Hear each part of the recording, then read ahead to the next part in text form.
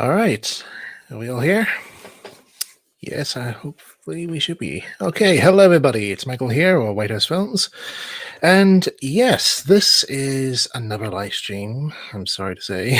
I will be getting back to doing proper, edit videos at some point. I will be doing one actually later this month here, which will be a brand new Ffarquhar Branch operation video. So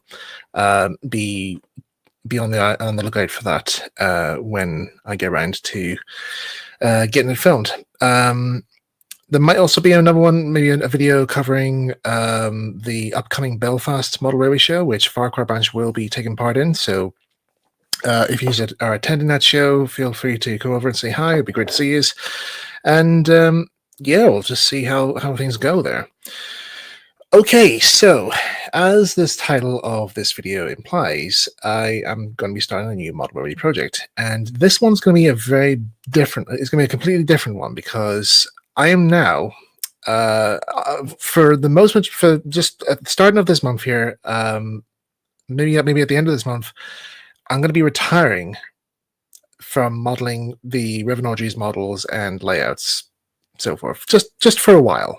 Okay, so this isn't me standing down entirely. I am going to come back to it at some point, but right now I kind of need some time away from it. I think it's just because I need something new. I need something new to look at, and there has been one idea that's been going through my head for quite some time now, as far back as 2011. Would you believe it or not, that I wanted to have a look at, and try and pursue more now. Before I go into further details there, people are probably wanting to know, what way is Ffarquhar right now? What's the model railway looking like right now? And as far as I know, it looks exactly the same as it was back from when it last exhibited at the North Down Model Railway Show back in April. And I'll just show you some of the recent photographs. So this is how Ffarquhar currently looks right now, as of this month.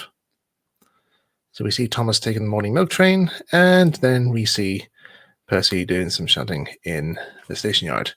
Now there are a few little bits and bobs I will probably might add on to Ffarquhar. There's a couple of cars and line side details that still needs to be put on, but to be honest, I'm in no hurry to get those added on. And some of these items are probably just going to be like little treasure hunts for me to look out for on eBay or secondhand car sale, car boot sales. But yeah, we'll definitely see how things go from here.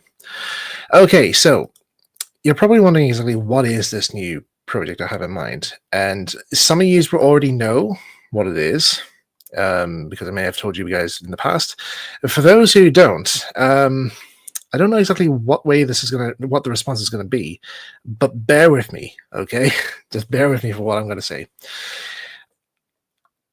I'm gonna have a go at modeling miniature railways. There we go. I've said it. So, why have I decided to take this leap and think of modeling miniature railways? And people will be thinking, is Michael lost it completely? I mean, why miniature railways? Why can't he model something else like narrow gauge or mainline stuff? Well, there is a bit of a reason, and one I think you guys would probably already know. For those who have heard me talking constantly on these live streams, I'm working on my own little animated series called Miniature Railway Adventures, which has been going on now. This year is its 17th anniversary, and for a while now, I have been trying to see about getting it all visualized and try and get a rough visual idea as to how everything looks and how the settings can look. And years ago, I actually did try to see about making up a model version of the miniature railway using various bits and bobs, and it didn't really go according to plan. I was still learning at the very early stages of it all, and at that point, the interests of modeling the Ffarquhar Branch had come back to me at that time, and I just lost all interest entirely. But since 2023, I have been thinking quite hard about this now, and I really do want to keep pursuing on this project idea. And I knew right at some point I was going to step down from modeling the Ffarquhar Branch just for a brief period, just to focus on something different. And so I thought this would be a good way to look into it. Now, just to show you some examples of my modeling work for Miniature Railway Adventures, I'm just going to show you 2 behind-the-scenes photographs of the filming of the test episode. Now, some of the people who are on this live stream, some of you might be members of the team, so you guys have probably already seen these photographs. But for those who don't, this is behind the scenes of Miniature Railway Adventures right at the moment. So this is one of the scenes that was being filmed, and this was filmed. Let me see, back in, I think it was just filmed last year, actually, as far as I know, a year before. And so that's just one of the sets that's being filmed at the moment, and you can see, like, you know, from the size of all the props and that there, it gives you a right idea of the scale I'm modeling in. And for those who want to know another behind the scenes set, this is me on a test setup for one of the sets. This is actually, yeah, there we are. There's my big mug. This is me testing out one of the sets just to see how everything would look and how I think it should be presented when everything is on film. And so far, it actually does look the part. And I've actually had some consultants look over it there to see is there anything that needs to be improved here and there. And so far, everything seems to be okay. Everything seems to be in order. And yeah, that's pretty much what I've been working on behind the scenes. But what of this project? Because obviously these sets I showed you here, these are actual dismantleable sets. But I kind of need one that's kind of permanent in a sort of way. Well, kind of permanent-ish. But I'll get to that in a wee minute here. But here, I just want to go through this little presentation that I have made up in advance. So I like to call it Modeling Miniature Railways. And let me take you through the whole idea. So I'll just put this into full screen so you guys can see it all. Okay, so Modeling Miniature Railways. The model is going to be a representation of the Model Engineer Society in Northern Ireland. I joined it back in late 2007 as a young teenager, and I actually found the place really fascinating. I really found the place like sort of like a mental safe haven for me, because during my school years, I used to get really stressed out with either schoolwork or bullying and that there. And my friend invited me to come up and spend the day at this place, and I went and I thought, my God, I really love this place. This is really good. I love the atmosphere. The people here are really, really nice. I get to see all kinds of different types of steam engines, like traction engines, what do you call it, stationary engines, actual miniature steam locomotives of different scales and sizes. You know, all these different types. And the setting was also great as well, because it was set at the foot of the Ulster Transport Museum, which I used to sometimes go to. My family used to take me there as a bit of a little treat sometimes, and I just loved seeing all the large steam engines and just getting to see them all up close. And then at the very end, we go down to the miniature railway, and then it looks so good. I really always enjoy riding on these little trains. And this is kind of where the inspiration for Miniature Railway Adventures came about. It was just whilst I was at this place that I felt, you know, I would love to make a series about this. And so, yes, I started Miniature Railway Adventures in 2008, and since then I've been going at it ever since, and I've thoroughly enjoyed working on it with my friend Chris. And then it all suddenly came to a sudden end because in 2019, during the Model Engineering Society's 50th anniversary, I think it is, or 50th or 70th anniversary, the club was given notice of closure by the head of museums in Northern Ireland, because there were a few means behind this here, and but one of the main reasons was that they didn't. This group came along and they wanted to redevelop the walled garden that the railway was incorporated in, and it's been there since for the last 50 years, and it's become a huge tourist attraction for the Transport Museum, and people love coming down to see it. And yeah, we were given this notice of closure on the day of the club's anniversary, and everyone was heartbroken. They really were absolutely heartbroken. We tried so hard to fight to keep the railway because it had so much potential for the museum, and to get rid of it was just a huge mistake on their behalf.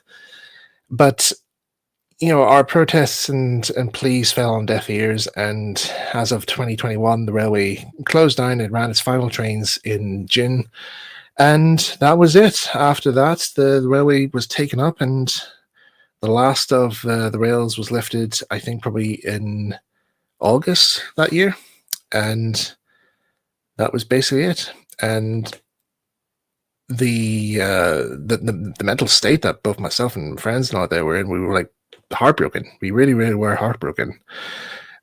And it even came to a point where I actually thought about axing miniature railway adventures because I had no motivation anymore to pursue on doing the series. We were actually at a point where I really was enjoying working on the series, and there was a lot of interesting points I wanted to work on. But all of that literally was just like gone. It literally just dropped. Everything just was gone entirely, and so I had no further interest to pursuing it. However, there was some good news. Okay, despite all the sad ending to this little club and that there was some good news that came about this year. So first of all was what became of the club. The club later moved, and they merged with another military club called Drummoy Junction, and they've now become the Drummoy Junction and Model Engineer Society. And they continue now to run trains, and are currently also trying to see about getting some model engineering stuff underway. And yeah, I think it's they found it. They've got a new home now here. They're doing absolutely fine. Everybody's all doing okay now. But also, what was the other other happy ending as well? Because well, first of all, it says here on the PowerPoint here, 2 new homes. So the first home was basically for the racetrack. The racetrack went to Drumaway because that was one of the main interests that the club had. It was one of 2 only racetrack setups in the whole of Ireland entirely. There's only 2 of these in existence, and this is one of them. So it was very important to have the racetrack be relocated to Drumaway. But what about the ground level track? What became of the ground level track? Now, there was a rumor, there was a talk going around whilst we were on the race being closed down. What was that some council wanted to buy the track and use it for like a fairground attraction type thing at a seaside resort or something or other. And some of the guys weren't so keen on that. They didn't really want that to happen to track there. But on the very last day, during the actual last running session, which if you look on my YouTube channel, you'll probably see the video of the last running day. The moment I came home from that last running day, I was informed that the railway that the ground level track had already been sold, and the people who bought it was my dad and my brother-in-law, which I was actually quite shocked. And at first I was very angry with them, saying, "Why did you buy this? We can't afford this." And then after some explaining, I was like, "Okay, well, that's something." And so when word came around to the others about me now owning the ground level track, they were like, "Okay, that's good. That's really good news. And at least we now know who owns it now. It's actually with one of us now who owns the railway." So I now own the ground level miniature railway track, and I do have the track. It's actually at my home right now, but I've yet to try and see about getting some time to see about making a setup, and that's a project for another time. Okay, because I don't want to jump into another project whilst I have several in the progress. So yeah. And so that was that. And what became of Miniature Railway Adventures? Again, you might also ask. Well, it did actually spark some interest again. It did take a while. It took roughly about maybe a year and a half before I was actually properly feeling more enthusiastic to come back to model miniature railway, to work on miniature railways again. And it was all how it came about was literally just down to a group of friends were sharing some old photographs from the old days of the miniature railway, and that was what sparked my interest back. And I thought, yeah, I'm going to bring this back, and we're going to do it in animation form. And this is how this project's coming around. So anyway, in terms of modeling miniature railways, this is like part of my research that I had to do, and when it came to actually modeling some of the sets for this series, I was looking at some various examples to see what could be suitable to work with. Now, for my series, I'm working with 2 scales at the moment. I'm working with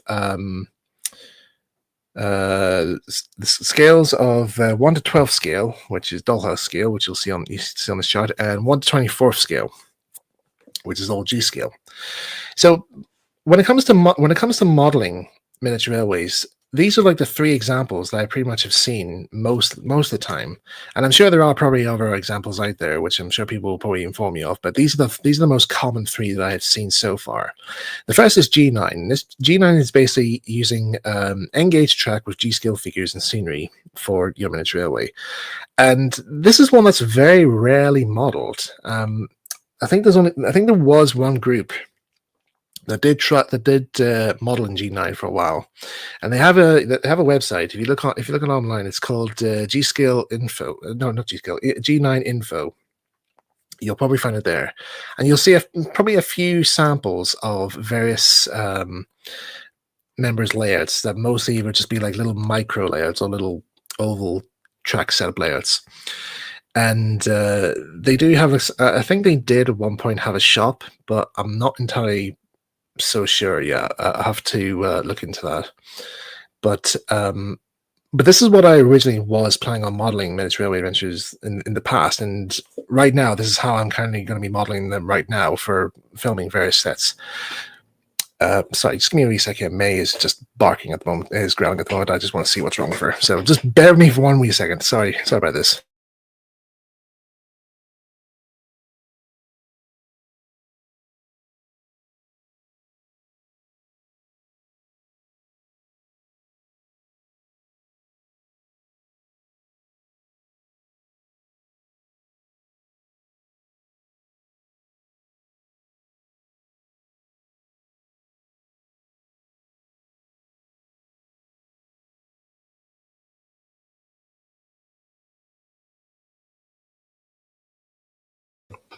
Deepest apologies there. Right, so where was I?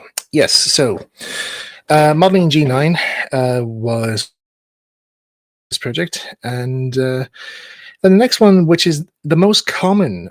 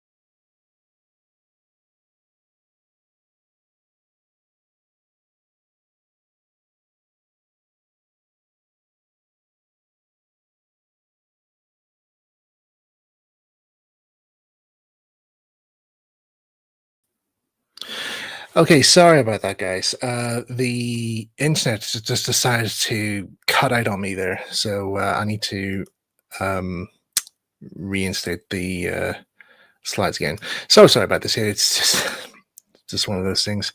Okay, here we go. Right, let's get back to this again. Okay, where was I? Oh, okay.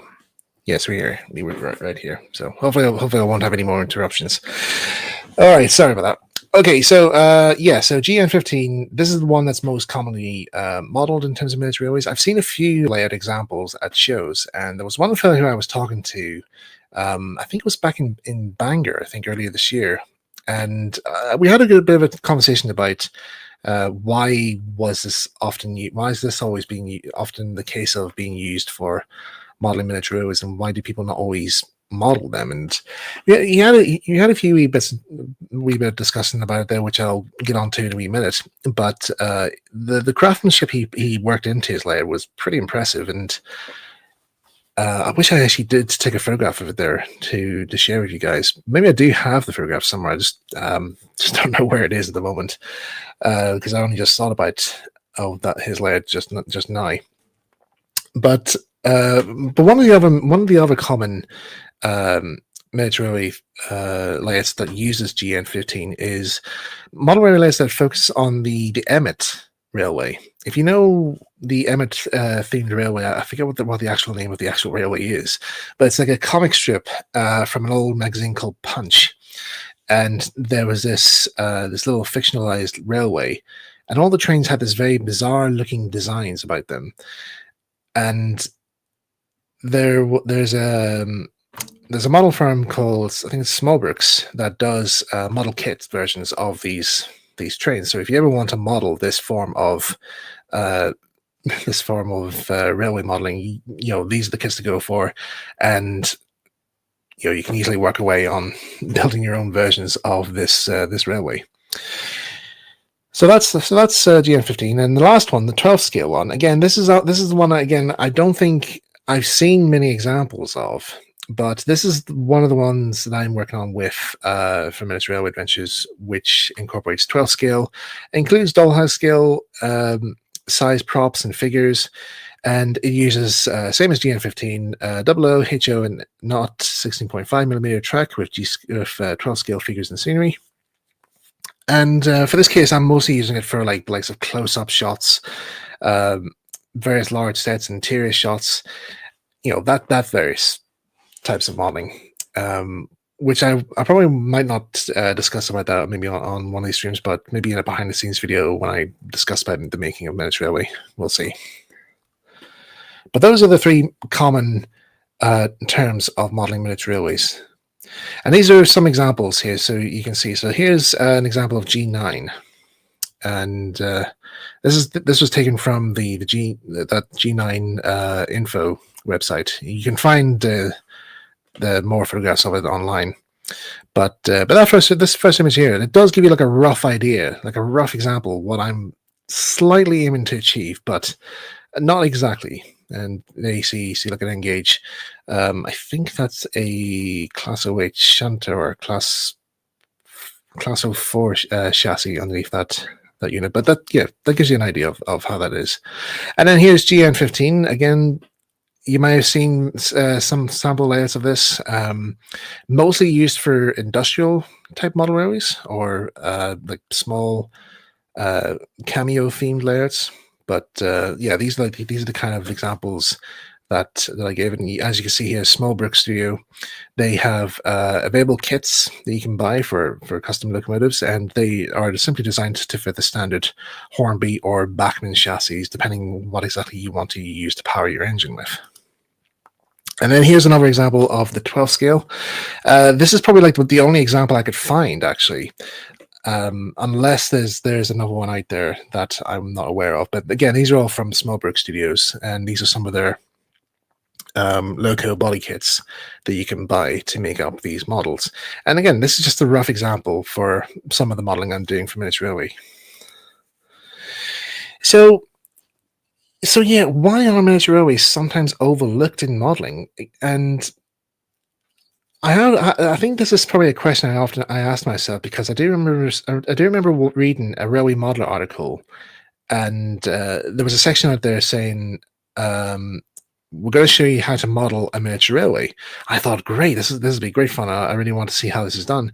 And what I saw in the end was I was actually very disappointed. I was really disappointed by what I saw, and um, I'll get more to that in a wee minute there. But this is one of the these are some of the samples that I mean of why miniature railways aren't always modeled. Really, sometimes this could be either down to space. I mean, can you actually fit a whole miniature railway into your layout, um, or the plate, or wherever it is you want to keep your model railway layout? The other is pizza box layouts. Why is it always a pizza based layout? And that's kind of similar to the G9 one that I showed you earlier on. When I was looking at some of the sample layouts for some of the members on the G9 forums, most of them were always depicting a circular layout using using the cardboard insert you get when you're buying a pizza, and that was always used as the baseboard for a layout. And I thought that's a bit samey, isn't it? Can we not just have something a bit different? The other thing also is limited resources. You know, sometimes you don't always have everything at hand, unlike with other model railway firms like Double O and HO or Engage and other. You know, sometimes you would have to try and model everything yourself because miniature railway engines are built differently. They have their own different appearances. Like, for example, Tinkerbell class locos. I mean, if you try and model one of those, you have to see about making everything yourself because all the proportions are all of different sizes.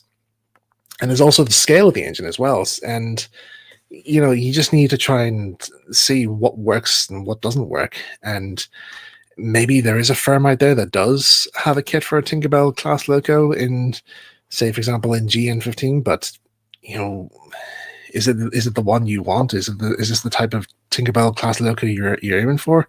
And also, again, like I said, coming back to space again, will you be able to fit this into a limited space that you have? And the last one, and this is one that I'm coming back to the railway model article, and this also is from a conversation I had with an old friend, old railway modeler friend. When I brought this question up to him, I said to him that I was thinking about modeling miniature railways using G-scale, and he just looked at me like very scornfully. He says, I don't call that real railway modeling. That's not real railway modeling. That's just toy trains. That's just fooling about. And yeah, when coming back to this railway model article, when I read it there, it was very blunt. It was not very engaging, really. It literally just looked like a train, like a basic toy train, like a toy train set, and that's not what I see in miniature railways. And I'm sure people out there are probably thinking, like, you know, this.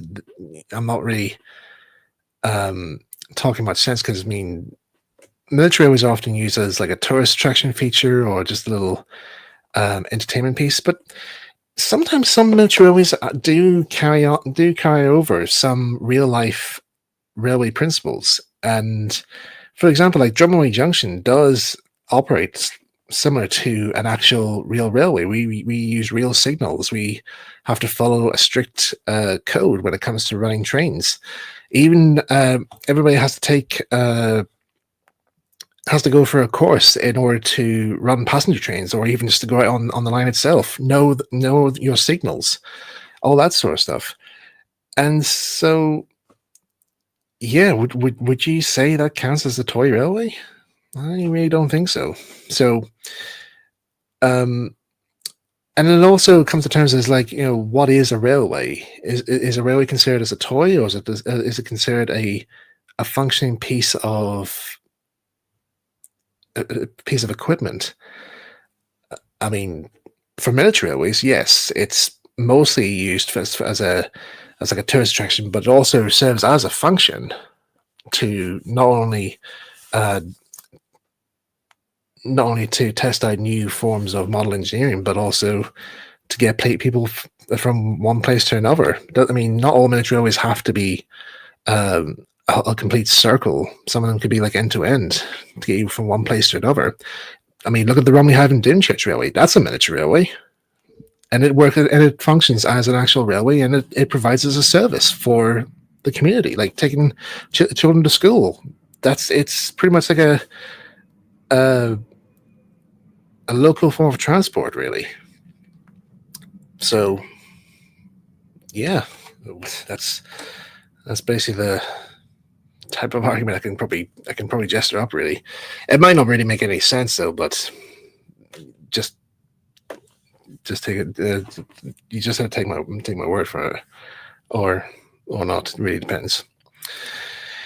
Anyway, back to miniature railway adventures. So with this piece, I would like to try and make a model of the miniature railway in its entirety, if possible. The layout's going to use this for the series. This setup is going to be used for shots, mostly like distance shots or for like story intros. And if possible, if there's an interest, I could probably maybe take it on to exhibitions and show people that there is another side to railway modeling that not many people know of or not many people look into, and just see where that goes. Really, the next thing would also be to, like I said, to model the entire Model Engineer Society, like pretty much model every single part of the railway that used to exist. And I'll be searching through like archive photographs and video archives just to see what used to be there, what didn't used to be there, or maybe there's something there that I could probably work into. But also at the same time, have a bit of writer's creativeness into there, because it's miniature railway adventures. It's a fictionalized version of this place. There is going to be some creative license worked in, so there will be some items in this setup that didn't exist in real life, but in the miniature railway adventures, it did exist. And plus, it'll add some more interest to the track setup. And the other thing also, what's more important, is that we need to have moving models of locos representing 7 1/4 gauge. Oh yeah, did I also forget to mention it's going to be modeled in 1:76 scale? No, I don't think I mentioned that. Yeah, that's a bit of an eye opener for some people. They're like, how on earth is he going to model a miniature railway with 7 1/4 gauge scale locos at 1:76 scale? How is that possible? What are you going to use? So I've looked at I had looked at some samples in the past, and one of the items I did look into, which I thought might have been the best choice to go about, was T gauge. And T gauge is like pretty much the smallest form of model railways you can buy that has little locos with little miniature motors. This is the smallest form of railway modeling you can get out there.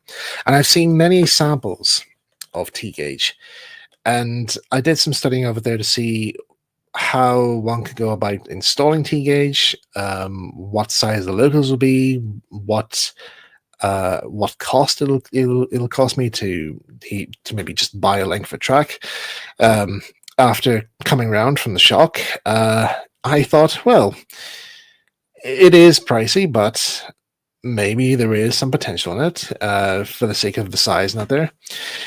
And then I came across a video which showed a guy trying to install T gauge, and he didn't. Just so you know, he did succeed in the end here, but there was some issues that he had along the way, and I think one of the issues was that the track sometimes broke. It's the rail sometimes pulled out of the sleepers very easily, and sometimes the engines didn't always cross over the rail joiners correctly, or maybe stalled on points and whatnot. It's because of the small size of motors, you know. And I thought to myself, well, that's not really exactly what I want, because there is going to be a few points on this railway. I suppose I could do stop motion animation, perhaps, but it would be nice to see an actual working model, just to save time, really, and to get shots done as quick as possible. And that was when I remembered something else. Just by the way, this is just some references I forgot to mention. Yeah, so this is like references that I want this setup to look like. So we have the examples of Greendale Village from Postman Pat, made by the wonderful people at Mac and Saunders, or Cosgrove Hall, as it used to be. And then, of course, the distance shots of Bobsville from the old series Bob the Builder. So this is just a rough idea to give you guys an idea as to what I'm aiming for with this setup. Anyway, what I discovered was MagnaRail. Now, MagnaRail is a system where you have a underground chain belt driven system, and what what its main use was is mostly to power little figures on bicycles around a model layout. And I think later on they also started to add more additional kits such as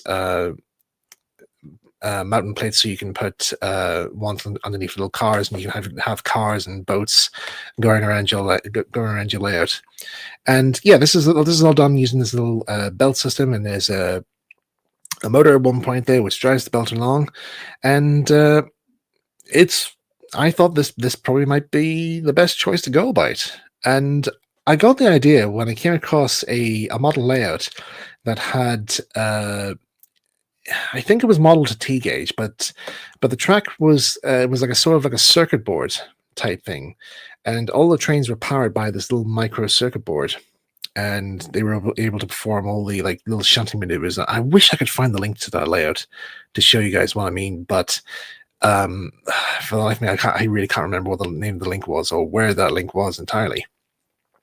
Anyway, but yeah, I remembered seeing Magna Rail being used, and I've never actually thought if anybody's ever tried this with a miniature railway, or even used it, even considered using it for a miniature railway.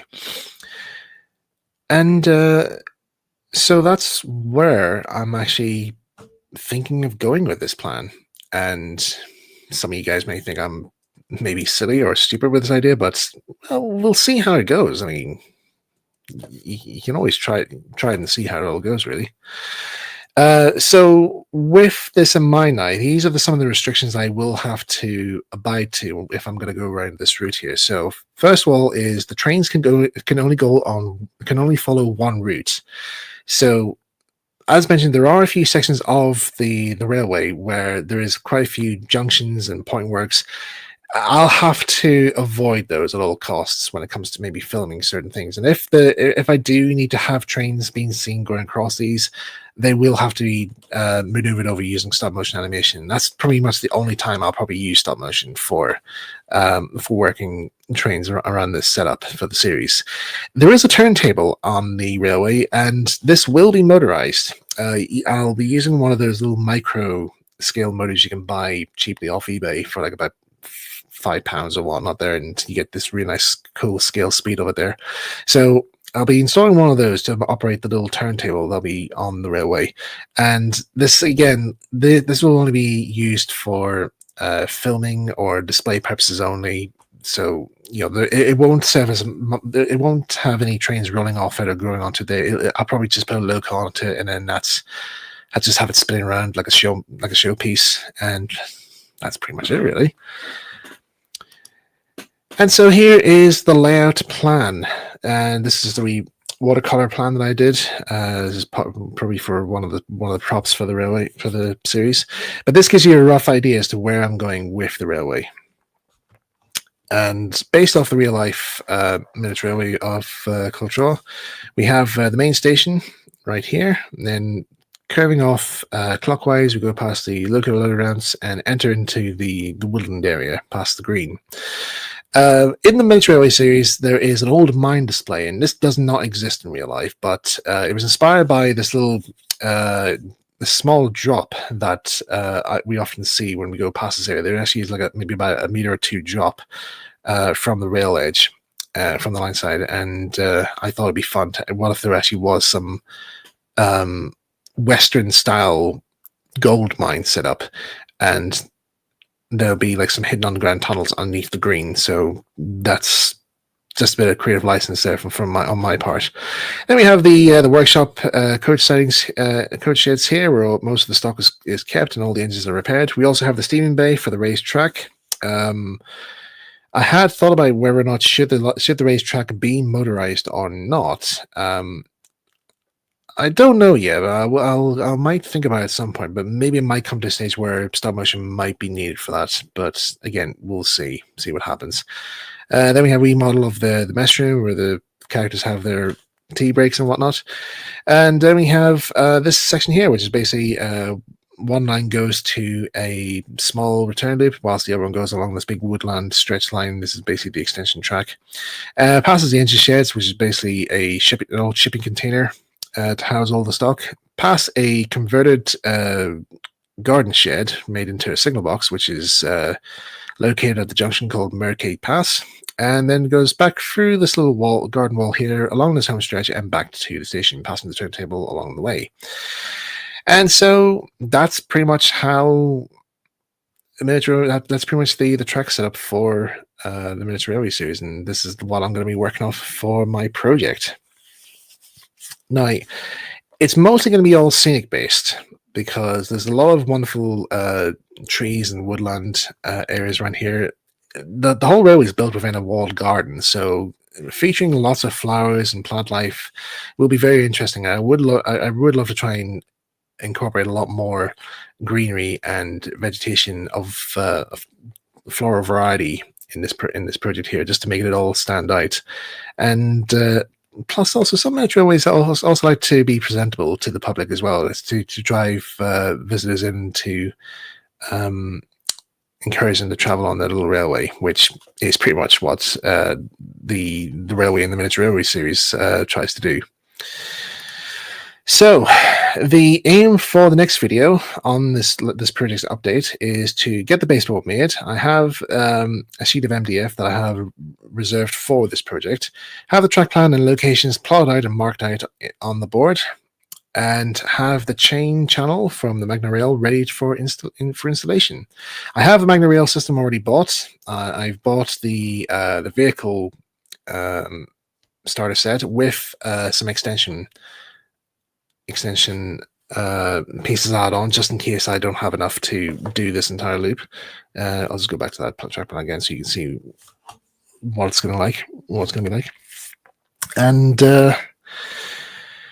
yeah, and see how things go. In terms of modeling the engines, people have been wondering, like, how are the engines going to be modeled? There's a firm that I came across called West Hill Wagon Works, and they have a set which I bought for reference purposes for this project, basically called Miniature Garden Railway Peak Set for double gauge. And I think I actually had a photograph of it actually in one of these slides. Yes, there it is. So it's not really a working item. It's literally just for like a little display scenic piece here. The track is basically filament 3D print, but the loco and wagons and coach stock are basically resin print variations, and that's kind of where I got the inspiration for the stock for this project.